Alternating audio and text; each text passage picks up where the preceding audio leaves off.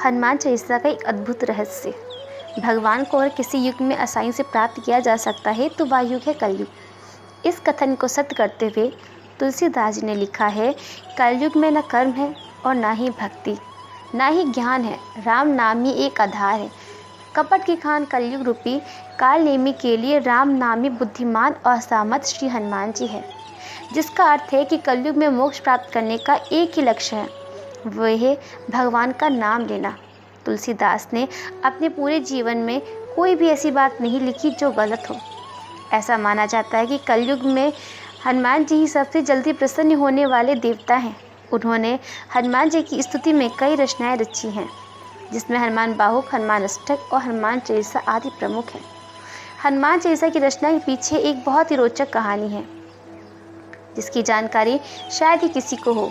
आइए जानते हैं हनुमान चालीसा की रचना की कहानी।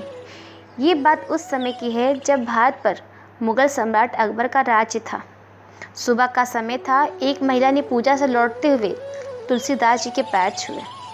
तुलसीदास जी ने नियमानुसार उसे असौभाग्यशाली होने का आशीर्वाद दिया। आशीर्वाद मिलते ही वो महिला फूट फूट कर रोने लगी और रोते हुए उसने बताया कि अभी अभी उसके पति की मृत्यु हुई है। इस बात का पता चलने पर भी तुलसीदास जी जरा भी विचलित ना हुए और वे अपने आशीर्वाद को लेकर पूरी तरह से आश्वस्त थे, क्योंकि उन्हें इस बात का भली भांति ज्ञान था कि भगवान राम बिगड़ी बात को भी संभाल लेंगे और उनका आशीर्वाद खाली नहीं जाएगा। उन्होंने उस औरत सहित सभी को राम नाम का जाप करने को कहा। वहाँ उपस्थित सभी लोगों ने वैसा ही किया। राम नाम का जाप आरंभ होते ही वह मरा व्यक्ति जीवित हो उठा। यह बात पूरे राज्य में जंगल की आग की तरह फैल गई।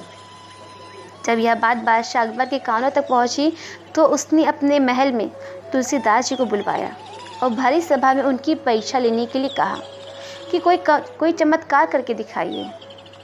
ये सब सुनकर तुलसीदास जी ने अकबर से बिना डरे उसे बताया कि वो कोई चमत्कारी बाबा नहीं है, वो सिर्फ श्री राम जी के भक्त हैं। अकबर इतना सुनते ही क्रोध में आ गए और उसने उसी समय सिपाहियों से कहकर तुलसीदास जी को कारागार में डलवा दिया। तुलसीदास जी ने तनी भी प्रतिक्रिया नहीं दी और वो राम नाम का जाप करते हुए कारागार चले गए। उन्होंने कारागार में भी अपनी आस्था बनाए रखी और वहाँ रहकर ही हनुमान चालीसा की रचना की। लगातार 40 दिन तक उसका निरंतर पाठ किया। 40वें दिन एक चमत्कार हुआ।